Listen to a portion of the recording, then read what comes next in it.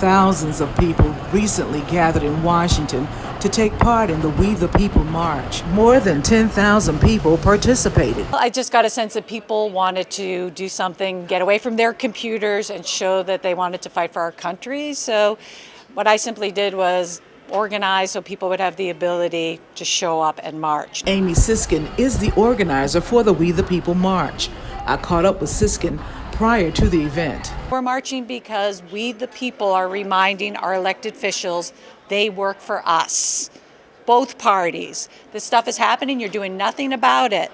It's time to hold this regime accountable.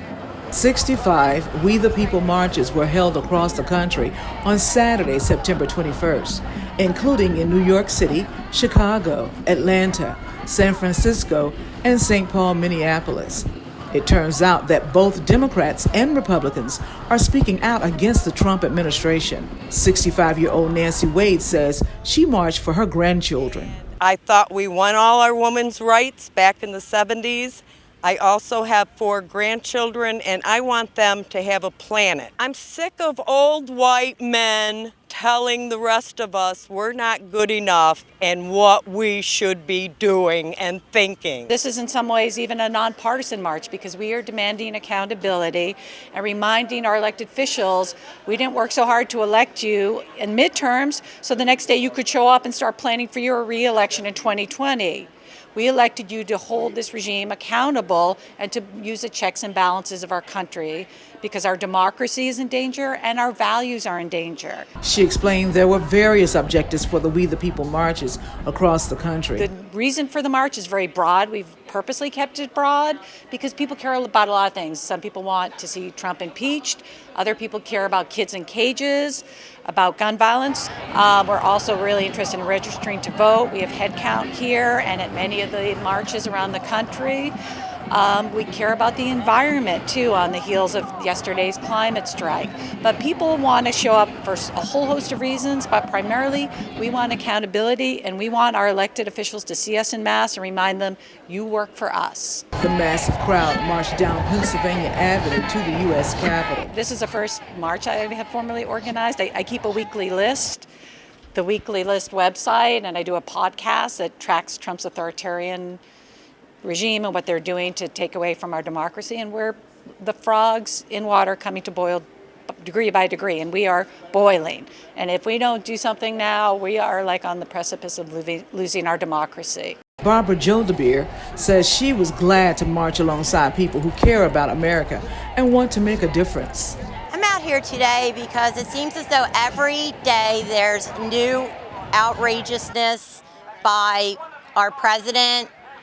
And our democracy, I feel, is genuinely in peril and in danger, and I'm just worried. Siskin says she understands the march's frustration because nothing is happening. It's just the same thing with the environment. Like, what did we elect these people to do? They're doing nothing.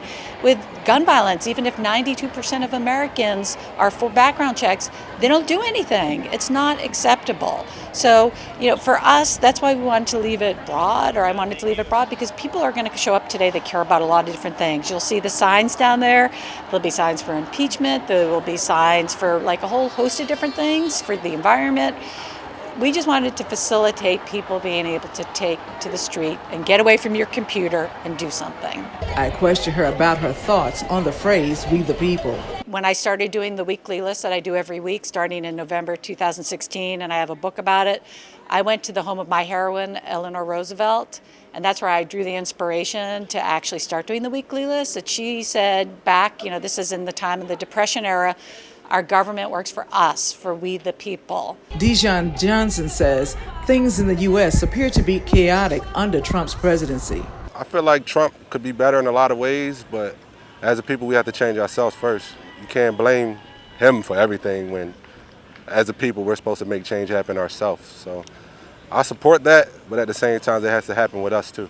Ian Coleman brought his 12-year-old daughter Zola to the rally to give her exposure to how people exercise their right for justice. Came because my daughter is very interested in politics, and so am I. And we also felt like we need to be, showing up to demonstrate that people not okay with what's going on. We've got a lot of basically the latest revelations about the Ukraine and Trump basically using them as like a campaign research arm and withholding, $1 billion is, it's just something that should never be permitted. Basically, we need to hold the legislative branch accountable for holding him accountable. I came here because, well, it's nice to know that I'm not alone in feeling this way, and I like to show people my opinion. This administration sucks, and that it's not right to be homophobic and sexist and racist. Bob Fosdick says he wanted to be around people who care about what's happening to America right now. I feel I have to get into a place where I can voice my concerns, and quite honestly, my anger level is such that I need to be among a bunch of people where I can yell. Siskin says the march is evidence that people want to save the democracy of the U.S. This is us remaining as our democracy versus becoming an authoritarian regime. We have a lawless tyrant in power. He hasn't been held accountable for anything, including yesterday the stuff with Ukraine. He's like, so I spoke to the leader of Ukraine and asked for political dirt on my opponents.